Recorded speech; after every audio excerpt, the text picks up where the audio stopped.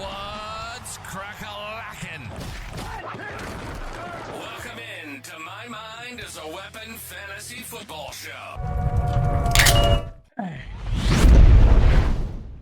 Welcome into episode 183, everybody. I am your host, Sleazeball. Today's episode is going to be 4 sleeper plays in Week 16 of the Fantasy Football Playoffs.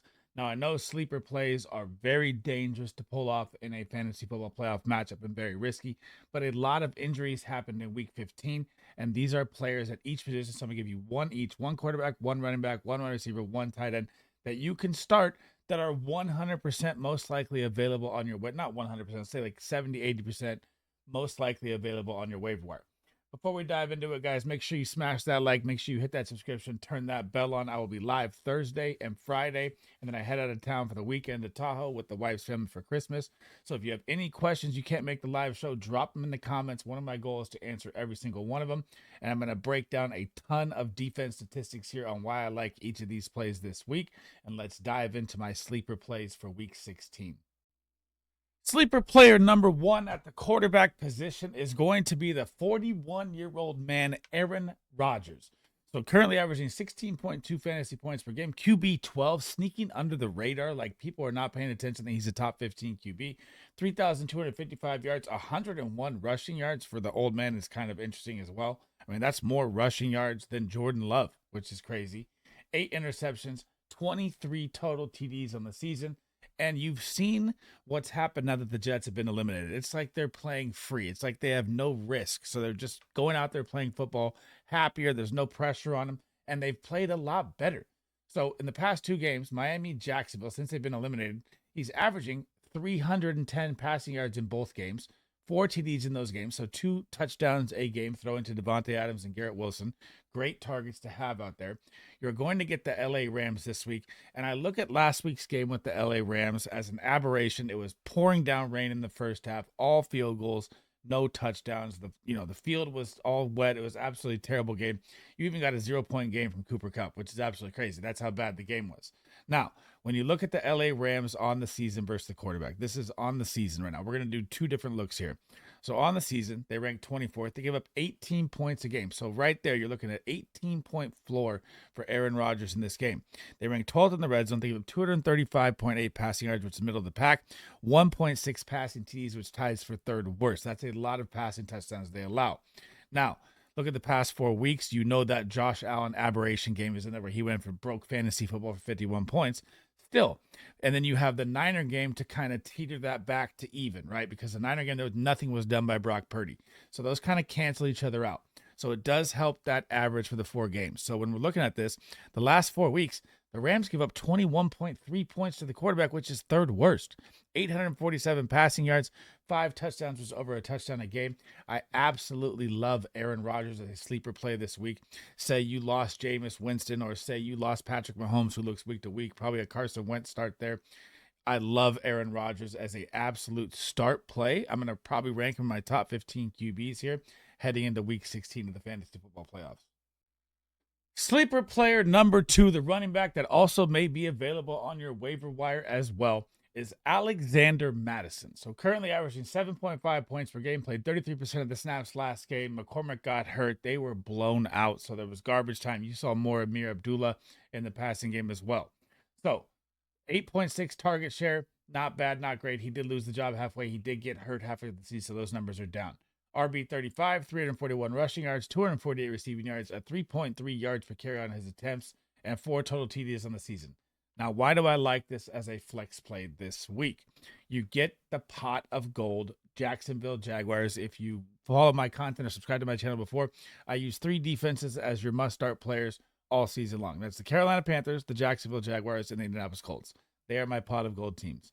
Now, the Jacksonville Jaguars, they rank 30th versus the running back, giving up 26.8 points per game. 32nd in the red zone, giving up 9.5. 101.8 rushing yards, which is bottom 10 in the NFL, and a 90% chance of a 1 touchdown for a running back in the game. And I know Desmond Ridder was terrible, but it looks like Aiden O'Connell might be back out there, which will help this team. Amir Abdullah, obviously the passing back, Sincere McCormick took that injury. He got hit by 3 people, man. He got absolutely crushed. prayers up to him. He was looking great till the end, or not great in that game, but great as they, started running back in that system as it was going with Antonio Pierce. Now, let's look at the last 4 weeks here for the Jacksonville Jaguars. Also, see if there's a little change at all versus the running back position. So, last 4 weeks, they're giving up 19.3 points per game, right? So, a little different than the way you look at it on the season. But what is also interesting here enough is if you look at last week, right? And, well, I'm not going to say last week. I'm going to say when you play against teams that aren't really a good running back team is how I'm going to describe it here, right? So I'm going to go with a little different look here. So they played against the Jets. Breece Hall did score at the end.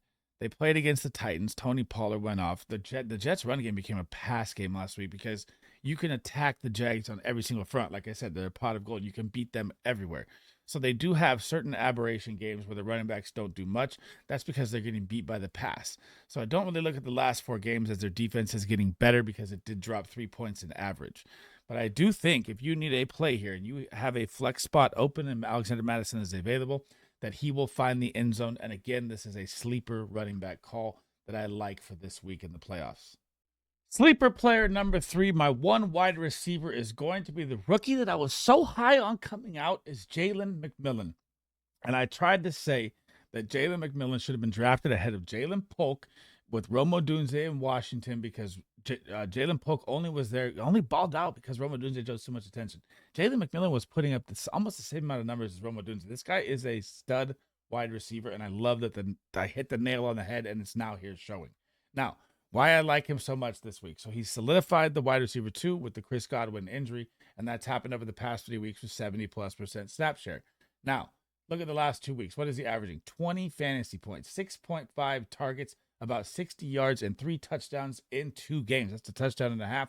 Obviously, you don't think a player's going to score a touchdown every single week, but you're about to get the Dallas Cowboys this week. Dallas Cowboys still kind of fighting for their life here, right? They're 6-8. They're not completely eliminated. Buccaneers 8-6, taking over the division. Falcons right behind them. So every game is going to count to the max now, right? So when I look at the Dallas Cowboys defense on the season, they give up 34.9 points to the wide receiver, which ranks 24th, 157.4 yards, which is middle of the pack there, and a 90% chance for 1 touchdown. But they did just lose Trayvon Diggs for the season. They did get Bland back. Now let's look at the Dallas Cowboys for the past 4 weeks and see the difference of how bad it's been since the defense is getting throttled and they've locked Dak Prescott and Cooper Rush as their quarterback. Now, the past 4 weeks, the Cowboys are 4th worst, 40.6 points to the wide receiver position. That is 6 more points on average than they have been on the season, which is absolutely a bonkers spread difference. Now, they've also given up 730 yards. 730 yards in the past 4 weeks is dead last in the NFL. Baker Mayfield is going to sling it all over Jerry's world, and you can flex Jaylen McMillan if you need to. And think about it right now. If you have like a DK Metcalf and you're looking at a matchup with Minnesota, which is great, do you trust DK Metcalf or do you trust Jaylen McMillan? I'm honestly going to lean Jaylen McMillan. It's kind of crazy to say DK Metcalf has been nothing. That's just an example, but this is a great sleeper play that I like this week. Last but not least, my sleeper player number 4, tight end that you can 100% start this week over other tight ends. I'm probably going to rank him inside my top 10 tight ends or my tight end ranking drops, is Brenton Strange. So Evan Ingram out for the season, 5.6 points per game. Obviously never was really the starting tight end. 82% snap share last week, which is tight end 1 usage. You have to like that. Target share at 10.1%. Obviously, again, he wasn't out there. Tight end 30 on the season, 44 targets, 34 receptions, 329 yards, and 2 total TDs. And you're going to get the Las Vegas Raiders in a game for both teams that do not matter. Now, when you look at the Las Vegas Raiders on the season, they rank 29th versus the tight end, 4th worst, 15.4 points, 29th in the red zone, 4th worst, 64.9 yards, which is bottom 5 they allow, and a 50% chance of a touchdown, which is tied for second last to the tight end position. Now, Brenton Strange last week goes up against the New York Jets, a top 10 defense versus the tight end all season long. And what does he do? 12 targets, 11 receptions, 73 yards. Why is that? Because BTJ and him are the only options they have out there. Christian Kirk out, Gabe Davis out, Parker Washington's out there. Not a great play to me, in my opinion, with him. And he's going to see volume galore. But when you look at the last 4 weeks, the Raiders have gotten better versus the tight end. But again, when he balls out versus the Jets, none of this bothers me. So the Raiders in the past 4 weeks have dropped to 11.1 points per game, which on the season is 15.4. So the defense has definitely gotten better versus the tight end. Now, when you're looking at it like this, and I say, oh, there's a 4-point average difference that's happening, right? Well, here's what happens, right? Let's look at the tight ends they played in the past 4 weeks. They played Kyle Pitts, who's been a ghost. Cade Otton, who's become a ghost since, Mike Evans has been back. Denver doesn't even have a tight end, and they played Travis Kelce.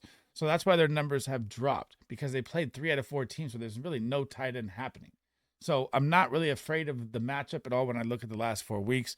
I love Britton Strange, and he will be in my top 10 tight ends, and I'm going to start him over big-name tight ends. Like I start him over Cade Otton, a lot of tight ends this week, but I will dive into that in my tight end ranking tomorrow when I drop those.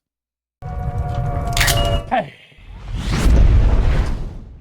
Thanks for rocking with me today, guys. That is the end of the episode. That is my 4 deep sleeper plays for week 16. If you had any injuries that happened in week 15 or possible flex plays that you need that I like this weekend, based on the matchups, based on the knowledge I gave you, these are players that I actually really like this week that you can throw into your matchup to hopefully help you get to the finals if you need to fill that void.